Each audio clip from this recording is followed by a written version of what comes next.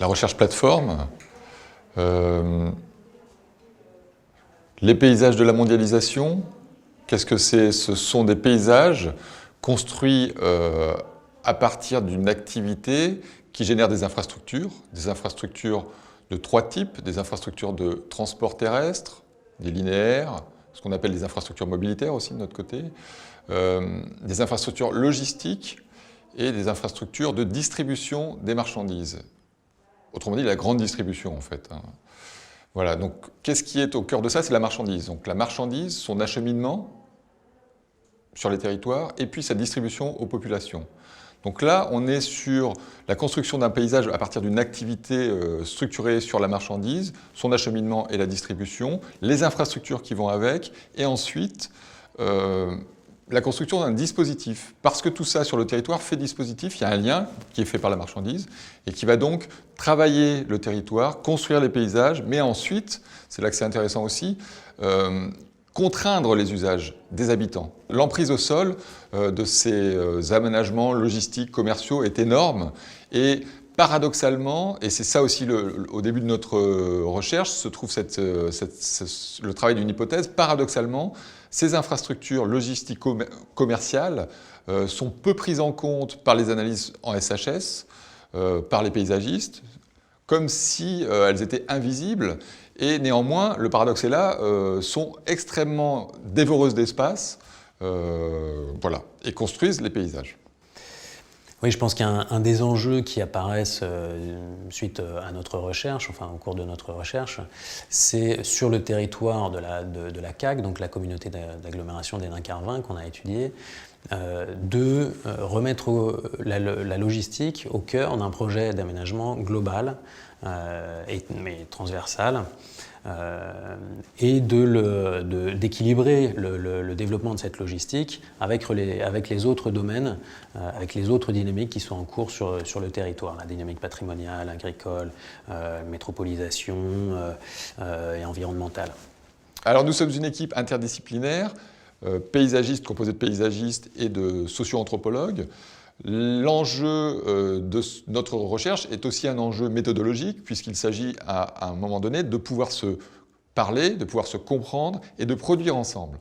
Alors évidemment, nous avons chacun son langage, et il est parfois difficile de communiquer, bien qu'en général, je peux le dire au terme de notre travail, ça soit plutôt très bien passé. Alors l'entrée paysagère recouvre de multiples intérêts. Je pense que pour la décision politique, ce qui est intéressant, c'est l'approche transversale et globale que permet d'avoir l'approche paysagiste, et donc qui permet de mettre en relation des éléments qui a priori sont plutôt divisés dans les politiques publiques de l'aménagement, des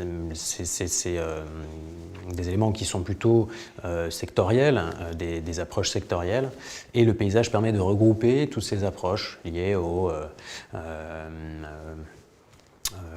à l'urbanisme, à l'architecture, au territoire, au patrimoine, etc. L'autre chose aussi, c'est que l'approche paysagiste, alors peut-être par rapport à d'autres approches, permet aussi d'avoir une approche entre guillemets sensible. C'est-à-dire qui fait appel à des notions, notamment par exemple la notion de bien-être, que